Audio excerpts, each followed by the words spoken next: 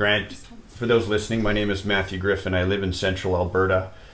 And I have some concerns, and it's so good to have you here. I have some questions written out for you that I'd like to ask. And so thank you for taking the time to be here. Pleasure. Thank you. So it seems to me like Canada is a house on fire.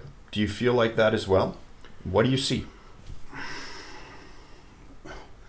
Well, I've been watching this fire start and burn for quite a few years now, and I think when people ask me questions of this ilk, I tend to cite these statements that so many people may have missed along the journey, like Canada will be the first post-nation state. COVID's provided us with an opportunity for a reset. This concept of foreign interference that's raging in Canada that we never seem to get to the bottom of, and that is undermining our democracy and our political institutions. These are huge things that 30 years ago we would have never tolerated, or if those statements were made, someone would have asked the question. So I think the house on fire has started. It's like I think it started with Justin Trudeau coming in and knocking over a candle on the table, but the people that should have been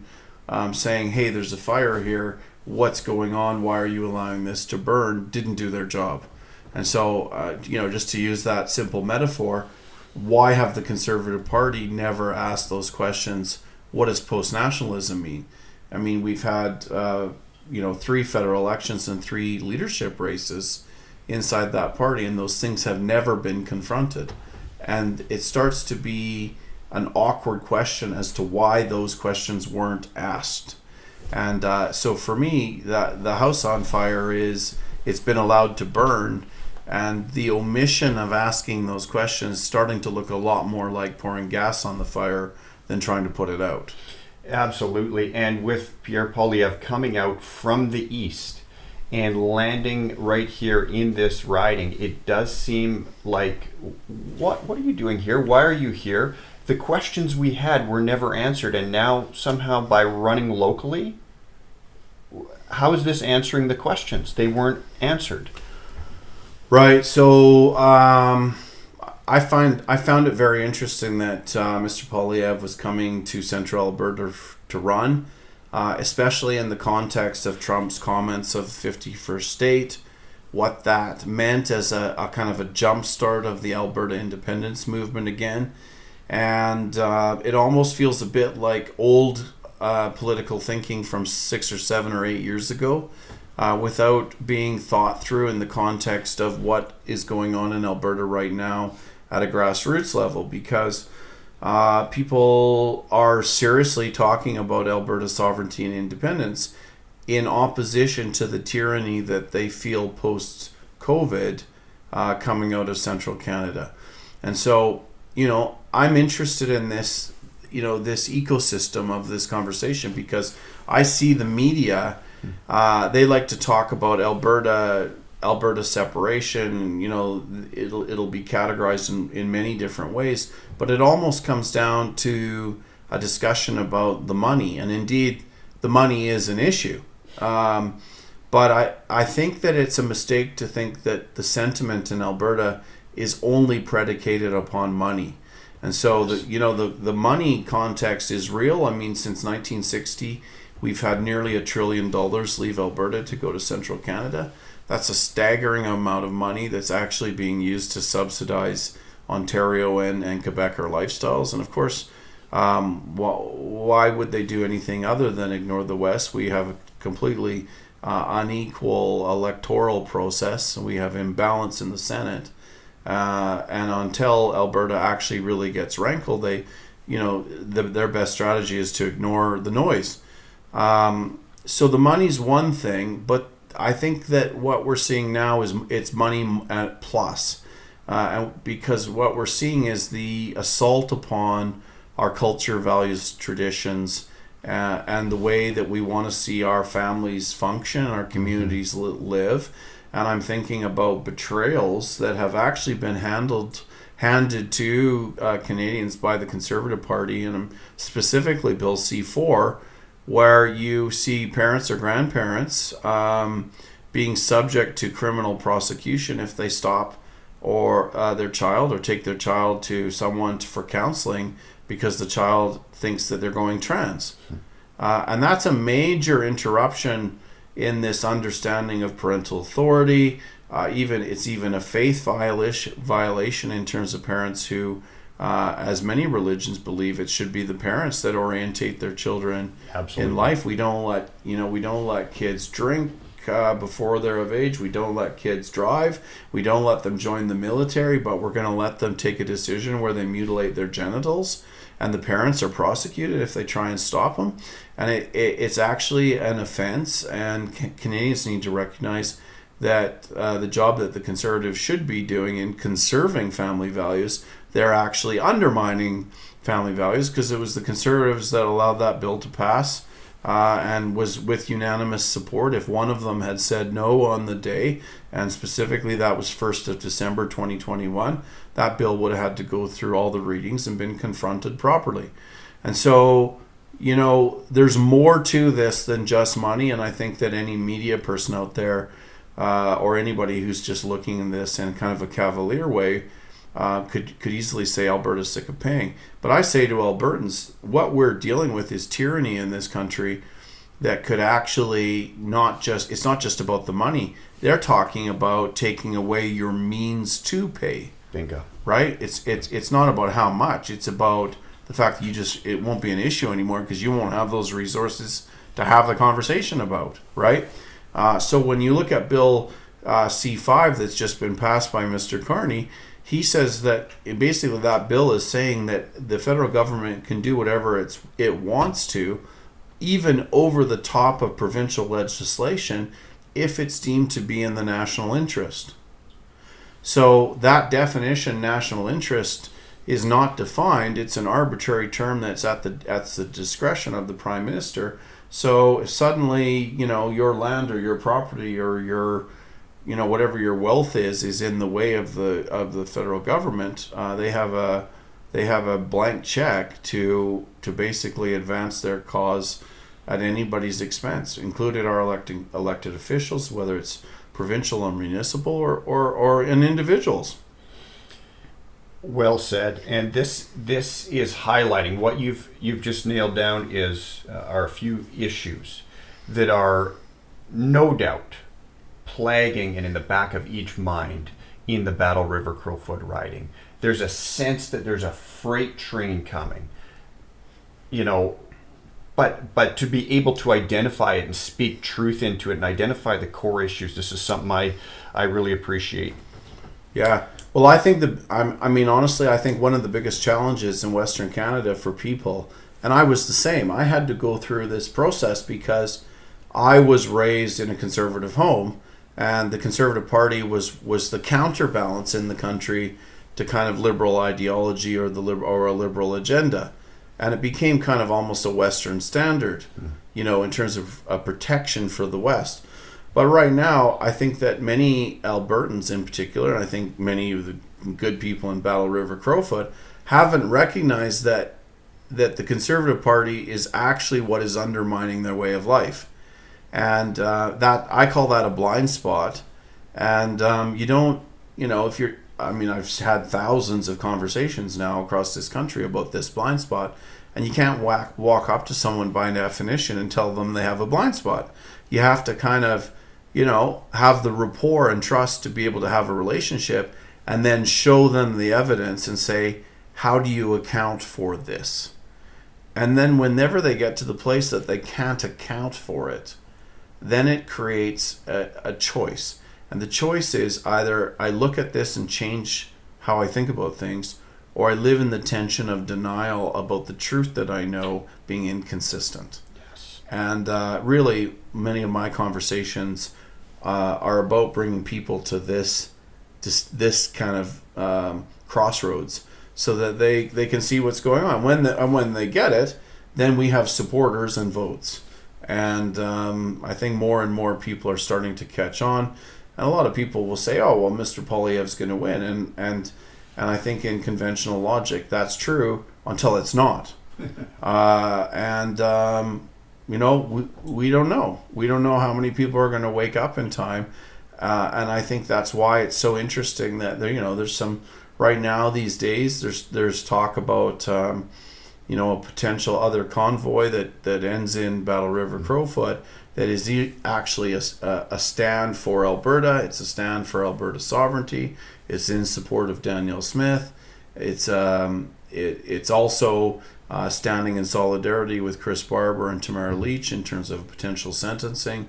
And it's standing against the liberal and conservative, uniparty kind of dance that happens that many people still think are, two different entities, but really they're facilitating the same deception and betrayal of Canadians, Western Canadians, Albertans, Central Albertans, in relation to our culture, values, and traditions in this nation. Yes. While we're writing the check to support the dysfunction. Yes. That's where the money comes in. Yeah, we're just some 10, 20 miles away from the federal riding, Battle River Crowfoot. And as someone standing out here just a few miles away, I'm concerned that the constituents are going to use expediency and just there's possible solutions coming from the Conservative Party. I'll take the easy vote, the one that my parents and grandparents leaned on. I'll just do the easy thing and just vote Conservative. My concern is easy actions do not lead to positive outcomes. And so this is going to take work. It absolutely is. And it's going to take other Albertans coming out and supporting and door knocking and saying, like, are you okay with these deviations from what you think are normal, like that intersection or breaking of parental authority, or the fact that Pierre Poilievre has said to Canada, we're okay with the fact that there's no abortion law. I mean, this is a highly faith-orientated riding with a lot of Christians in it. People sometimes don't like hearing politics being talked about in the context of faith. I'd remind all Canadians that even in the last federal poll, there was still 53.3% of the population that identified with the Christian faith. This riding, it's much higher than that, and they aren't okay with abortion.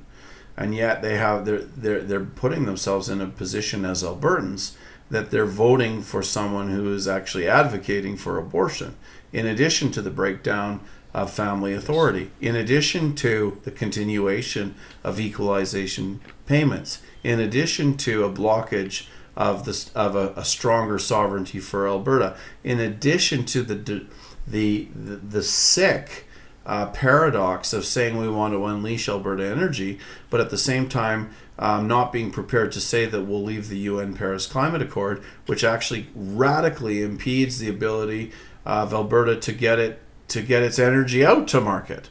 And so I think Albertans aren't stupid. When they stop and take a look, they'll actually say, you know what, you're right. And sometimes there'll be people that will still vote. But I think that that's changing, and they're starting to see that what the Conservative Party is doing is constantly chasing that kind of liberal vote, that kind of middle ground, that kind of what we'll call them a red Tory or a blue Liberal vote in central Canada. And the more they do that, the more they're leaving Western Canada and Albertans in particular further and further in the rearview mirror. Absolutely. And there seems to be, I know if I was in Battle River Crowfoot riding, I would be very frustrated. And from the outside, I am frustrated and almost a sense of betrayal that Pierre Poilievre would come from Eastern Canada, give a little tap on the shoulder, and by-election is the result. And now he's running in a riding that's conservative when he has proven that he's not even sharing or reflecting or spearheading conservative values. So I think this is one of the issues in the riding. There's a sense of frustration and betrayal amidst Pierre himself being right here. Yeah, and I think I would go further and say that there's a sense of arrogant entitlement in terms of just strolling in and thinking that can be the case. And I think that people feel that. within the riding. I've heard it as I've been out in the riding talking to different people. And the issue is whether that's going to be enough to actually cause them to create a punishment vote or be open enough to actually look for other alternatives. And in my case, this is the longest ballot. The last time I checked, there were over 50 people on the ballot. I'm in the very fortunate position that I'm in the number one position. So if there's people listening from Battle River, Crowfoot, you don't have very far to look to find me on that ballot when you vote. Wonderful. So good. So why do you think this by-election is important? Is it bigger? Is it bigger than... Well, I mean, it's any by-election tends to be more boring than a general election, and any by-election in the middle of everyone's summer plans is almost an annoyance. So these are the things that we're fighting against, and I think what you've said it right. Expediency is the threat to this by-election being as significant as it should be. This by-election is the confrontation of the forces that are unraveling our nation coming to ask for a rubber stamp, and it's a discussion or an opportunity for the people in the riding to actually maybe wake up from the 50 years of slumber we've had as conservatives in this country and say no to that. We need to do something differently.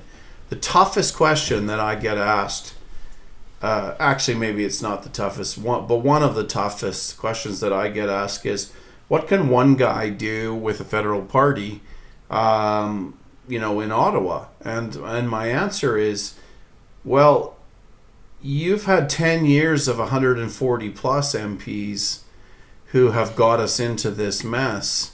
One is a better answer than 140 that are muzzled and whipped. And so when are we going to actually bring the change? And I think that's my commitment, because I'm not going to be whipped.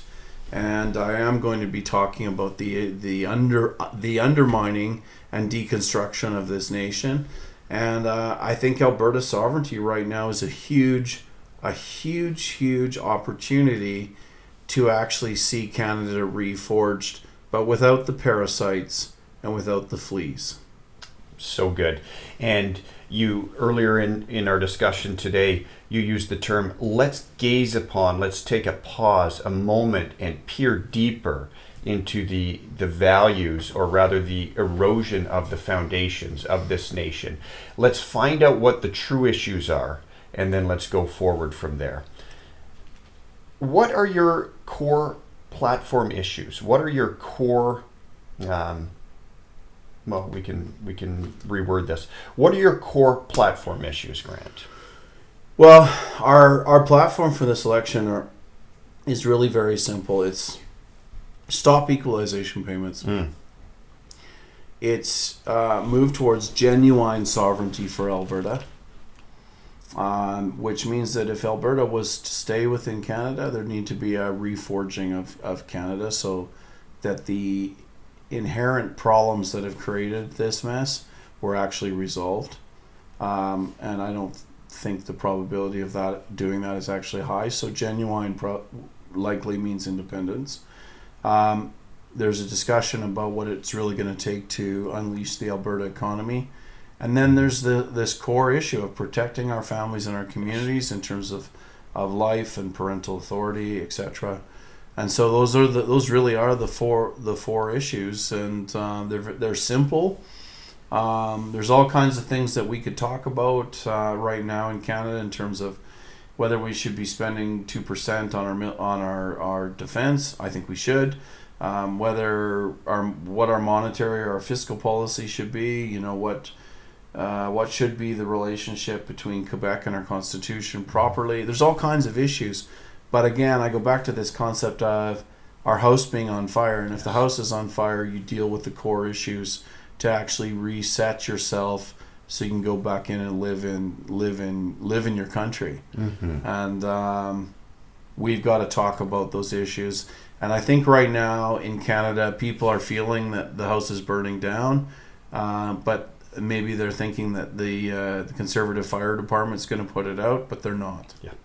And that's so what is the timing of people recognizing that that's the kind of metaphorical context that they're in? That's the blind spot. That's the awareness, and that's really the challenge in terms of this by-election. Are people going to wake up and see that threat? Yes. These points that we've been discussing inevitably lead us towards Alberta independence. We've talked about sovereignty. There's the big other S word, separatism. But Alberta independence, how does this work with a federal agenda? Yeah, well, this is something that people ask me they don't understand, because people have been so kind of framed into thinking that it's only the provincial electorate that can unleash a Alberta separatism. And ultimately what we're doing in international law is we're moving Alberta into nationhood. And when you start to talk about that, it's actually done through a term called self-determination. And self-determination is led through leadership that's been elected within that geographical area. And so when you understand that, then you can see quickly that an MP that has been elected has the same kind of legitimacy and mandate to lead forward with a separatist mandate. It is not an implicit understanding that it's bound to a federal agenda. In fact, we see that all the time with Quebec MPs, right? We have this constant saber rattling all through our lives about Quebec leaving, and Quebec has learned how to whine and get paid to stay, right? And they're going to have to live with that moniker. In our case, this is about culture, values, traditions, and our way of life, and it's not about the money, as we talked about earlier. That's just a bonus. Yes. And I'm simply taking the position that there's as much legitimacy in the people of Battle River Crowfoot saying we want to stand with someone who will lead us to genuine independence as an MLA doing that. And in fact, an MLA, if there's not a premier in this government, in this province, that is in support of Alberta independence, an MLA is going to be whipped out of their position. So I think this is as good as any, or better. And I'll tell you what, if the people of Battle River Crowfoot put in place someone who's prepared to bring these challenges and to bring a revelation of truth to the Canadian people, you watch what happens in the next general election in terms of the federal Conservative Party being displaced from Alberta, because we could end up with 30 federal MPs in this riding or more that are for Alberta independence. And that's a very effective voice, legitimate voice for Alberta independence. Awesome. Do you think people see the threat that your plan solves? Speaking about blind spots. I think that there's an emerging threat. I don't know that people have moved to a kind of a conscious awareness that why things are moving so quickly in the wrong direction is because the people that they voted for and trust are failing to do their jobs. I don't think they've connected all of those dots yet. But when you actually, and that's one of the reasons why I've written this book, Battle for the Soul of Canada, because it's really written to Canadian Conservatives to see and say that what the things that should be being opposed are suspiciously not being opposed. And at some point, and I had to do this in my own analysis in 2020, 21, 22, and I moved from, well, are they not seeing it? Or maybe they're lazy, or maybe they're stupid, or maybe they're negligent, or maybe they're reckless, or maybe they're complicit. And I finally got to the place where at some point there becomes a real analysis of whether their negligent, reckless complicitness adds up to treason. And I think for our people, those are questions that are being asked, in bars and restaurants and kitchen tables across this country, quietly. and people are arriving at their own conclusions. And so when is the collective awareness going to migrate into a change in the voting pattern? And will that happen before the country is actually deconstructed? As someone just down the road has mentioned earlier from the Battle River Crowfoot riding, my question is precisely that, is now. Will they respond? Will they recognize the blind spots, get to the truth, the heart of the issue, and respond appropriately? So on that note, what can people do to help? Where can they get more information about your platform and so on? So you can get our federal platform on the United Party of Canada.ca. I have a website for this by-election specifically called voteforgrant.ca, and for is FOR, voteforgrant.ca. And on there you can get information on the riding. You'll get updates on where I'm speaking, when. By the way, I'll tell everyone in Battle River Crowfoot, we don't do pre-invitation meetings, town halls. We open it up to the community. So it's not like some other meetings that are running around the riding where everyone has to sign up, so the political party knows who's there. And we don't do pre-screening of questions. I have an open mic where people could come up and ask their questions.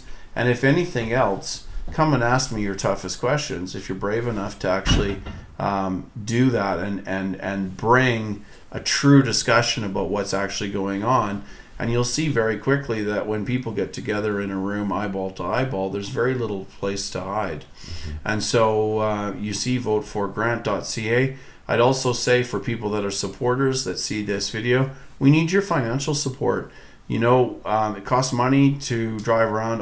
One day last week, I did nearly 800 kilometers going from meeting to meeting to meeting around the riding. The riding is huge. In fact, I think when we did the analysis, it's bigger than Switzerland, and the distances are quite vast between the communities.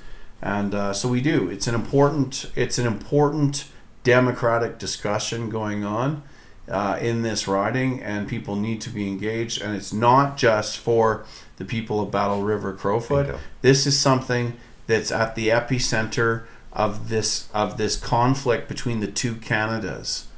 And you know what? We need the support from across the country.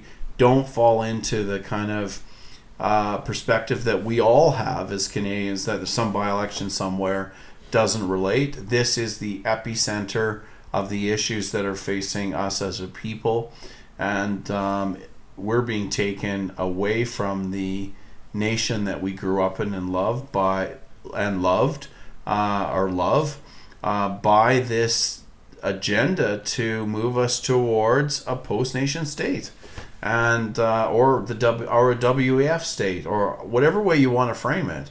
What the people that built this country and have been a part of making it a great place for the world to immigrate to, that ideology, that framework, that moral structure, that value system is being unraveled and broken, and the design of this country is being turned into something else.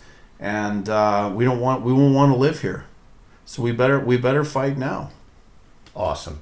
Thank you so much for your time, Grant. Absolute pleasure to answer these tough questions. Thanks for having me here. I think this is the most important discussion, analysis, and ultimately confrontation in Canada right now. Wonderful. Thank you so much, Grant. Thank you.